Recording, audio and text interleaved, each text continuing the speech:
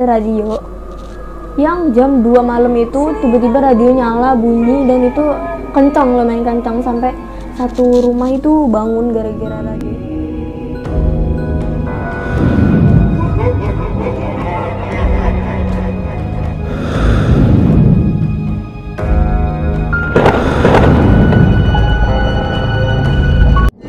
Ceramah cerita malam Jumat.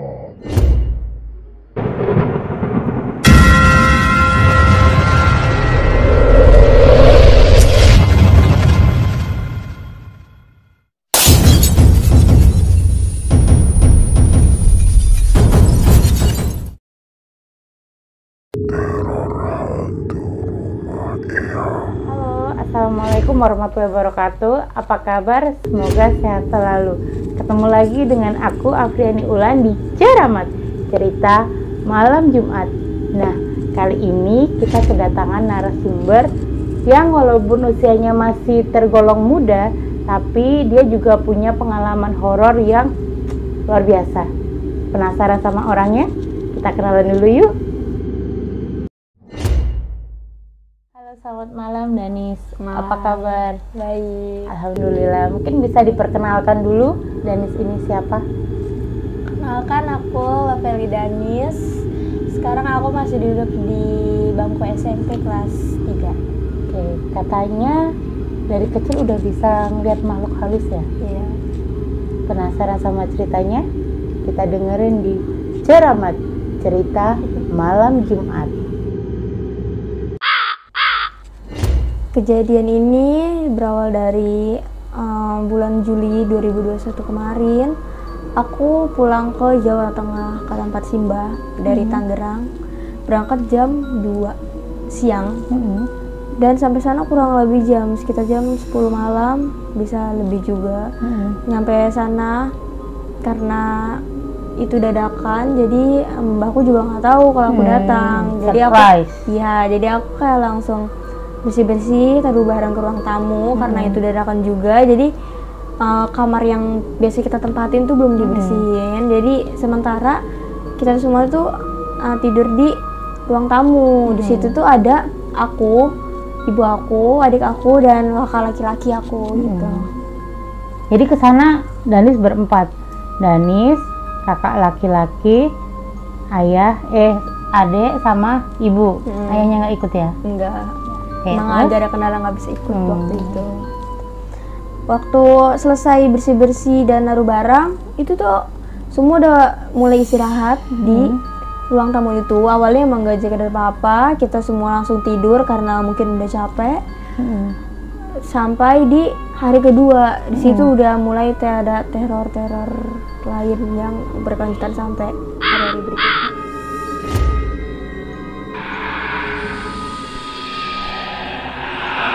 Pertama itu sekitar malam jam 1 malam gitu. Itu hari kedua ya? Ya, hari kedua aku di sana. Itu masih di ruang tengah atau di ruang tamu, karena sebenarnya kamarnya sudah dibersihkan tapi emang masih belum bisa ditempatin aja. Jadi kita sementara emang masih di situ aja gitu.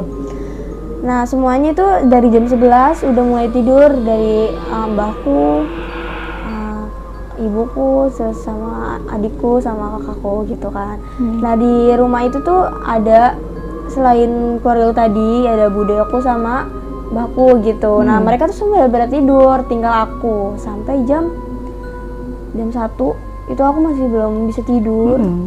Dan mungkin baterai aku kayak kalau mau dipakai malam, dan aku ngerasa masih belum bisa tidur. Jadi buat menghemat baterai, aku mau ngambil buku buat dibaca. Bukunya itu aku taruh di tas yang aku bawa dari Tangerang. Itu tuh ditaruh di deket kasur kakakku. Di situ kan di ruang tamunya ada kasur 2. Dan aku tidur di sofa karena emang udah gak muat di kasur situ gitu. Aku ngambil di kasur, sekelebat lewat ekor mataku dari pinggir, karena kasur kakakku sama kasur adikku yang tidur itu lumayan gak terlalu dekat, ada agak jauh tapi gak terlalu jauh juga. Itu tuh aku ngeliat ada sosok berdiri di pojok ruangan di sebelah lemari. Jadi itu lemarinya itu di sebelah kasur itu. Nah di sebelah lemarinya itu, nah sosok itu di situ di pot. Terus ini ada lemari, jadi dia di tengah-tengah di space antara pot dan lemari. Tapi aku nggak begitu jelas. Aku ngiranya itu kayak mungkin itu bayangan pot, karena potnya itu bunganya itu emang agak besar, agak tinggi gitu. Ngiranya, tapi bayangannya itu lumayan hitam pekat gitu kan. Jadi masa bayangan sih, tapi aku tetap nggak bener-bener ngelihat, nggak bener-bener nengok langsung ke situ. Aku tetap jalan ngambil bukunya. Aku kayak mulai nggak enak juga, mungkin agak merinding sedikit ya, karena itu juga aneh. Terus aku balik lagi ke kursi situ. Nah itu tuh lampunya redup, jadi yang nyala tuh lampu ruang tamu tapi redup, sama lampu di sebelah sana tuh kayak ada meja makan, itu juga lampunya mati, sama di dekat sebelah pokoknya lampunya mati semua gitu. Cuma jadi remang-remang gitu ya. Cuma beberapa lampunya nyala, itu juga nyala juga remang, kayak nggak bener-bener nyala. Nah karena aku penasaran, aku habis megang buku itu, aku tidur lagi ke sofanya itu. Aku terus tidurnya agak miring buat ngelihat itu gimana gitu. Jadi posisi aku di sini, nah dia di belakang sininya gitu. Aku mulai agak miring ke sini buat ngelihat dia gitu. Terus aku ngeliat kayak sosok hitam tinggi besar gitu, tapi dia nggak kelihatan gitu. Tapi kayak kelihatan mukanya. dia agak nunduk, jadi kelihatannya tuh emang beneran kayak bayangan, tapi dia hitamnya itu hitam pekat, bukan hitam bayangannya agak rabur atau abu-abu. Tapi kelihatan nggak laki-laki atau perempuan? Nggak kelihatan sih, karena emang bisa kayak dia cuma emang kayak pakai baju besar, gelap aja ya, gelap gitu, dan agak nunduk. Mukanya juga nggak kelihatan, mukanya tuh kayak, atau emang mungkin nggak ada mukanya gitu. Itu kayak emang bener-bener hitam doang aja gitu. Aku mulai kayak posisi ngeringkuk tapi sambil megang buku, HP aku di atas kepala aku. Itu ngeliat dia, terus karena aku udah ngeh nih, wah ini mah yang lain gitu, kayak bukan manusia atau gimana gitu. Terus aku mulai langsung balikin badan buat tungker, ngambil HP aku buat ngecat temen aku. Kayak malam ini dia masih on apa enggak gitu. Maksudnya kan aku bisa buat sambil temenin. Kira teman aku ngerti kenapa minta temenin, karena emang aku juga sering cerita sama dia. Terus dia bilang buat minta telepon, yang aku angkat. Dia nemenin aku di situ pakai handset gitu kan, biar lebih fokus ke temanku daripada fokus ke dia. Terus karena aku mulai penasaran lagi, aku balik ngeringkuk lagi gitu ke samping, ngeliat dia itu udah kayak nggak tahu jalan atau terbang atau gimana gitu ya. Dia udah di atas kasur yang ditempatin adikku sama ibuku. Itu tuh kasurnya nggak dikasih kayak tatakan bawah, jadi emang kasurnya cuma di bawah gitu aja ya. Cuma tatakin karpet. Nah terus aku di situ kayak mulai panik gitu ya, kayak wah gerak dia gitu. Terus nyamperin gitu.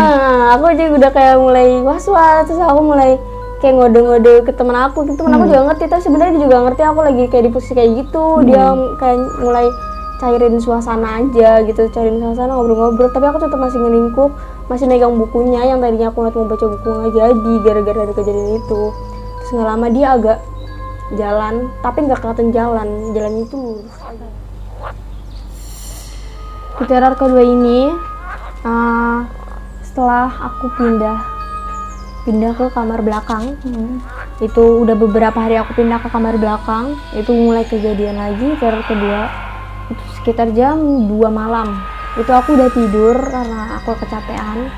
Jadi aku nggak tahu itu kejadiannya, tapi aku diceritain ini setelah paginya kejadian itu. Jadi di sebelah di lemari tadi itu sebelahnya itu ada pintu buat jalan ke toko di rumah itu gitu kan. Dulu ada bekas toko tapi sekarang udah nggak dipakai gitu tokonya. Nah di situ ada radio yang jam 2 malam itu tiba-tiba radio nyala bunyi, dan itu kencang, lumayan kencang, sampai satu rumah itu bangun gara-gara radio itu, karena radionya kencang dan kayak aneh gitu loh, kenapa bunyi malam-malam gitu. Terus di situ mbakku langsung bangun karena dia emang tidurnya di depan di ruang tamu itu. kayak kan dekat sama bunyi radio itu, dia langsung bangun dan ngomel-ngomel, dikira ini jam berapa, apalagi malam-malam gitu kan, ngapain nyalain radio. Di situ mbakku teriak-teriak karena suara radio yang kencang itu sama mbakku yang lagi marah-marah teriak-teriak itu, semuanya bangun kecuali aku sama adikku gitu yang masih tetap tidur, yang lain sih udah bangun gitu. Terus dia sambil marah-marah itu ke toko itu, terus matiin radionya, yang lain keluar dari kamar masing-masing, terus nanya kenapa gitu. Terus mbakku nanya, siapa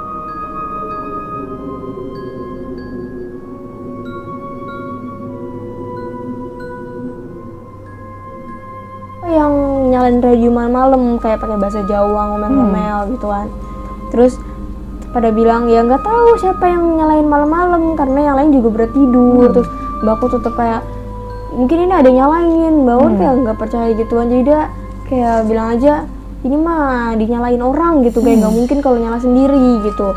Terus karena perdebatan kecil itu, ada keributan malam-malam, ya udah dah habis itu ya udah Itu jam berapa itu? tidur aja gitu. Nah itu sekitar jam 2 malam mau ke setengah 3 gitu kan. Yang lainnya mulai balik tidur lagi, tapi karena yang kejadian yang tiba-tiba bangun itu jadi bikin mereka nggak bener-bener bisa tidur lagi. Jadi tapi tetap tidur, tapi masih mungkin agak sensitif gitu kan. Terus jam 3:30, pokoknya sebelum subuh itu radionya bunyi buat yang kedua kali. Tapi di situ mbakku bangun lagi buat matiin, tapi nggak sambil marah-marah karena dia juga agak mulai tahu ini nggak ada yang Itu nyalain. dia cerita dari Danis, udah nggak penasaran lagi kan? Tapi masih banyak banget ya cerita-cerita Kapan-kapan horor. kita bisa cerita Iya. lagi. Kapan-kapan Danis akan datang lagi jadi narasumber lagi. Bagi kalian yang belum subscribe, jangan lupa subscribe, like, dan komen untuk mendukung konten-konten kami. Terima kasih, semoga sehat selalu. Wassalamualaikum warahmatullahi wabarakatuh.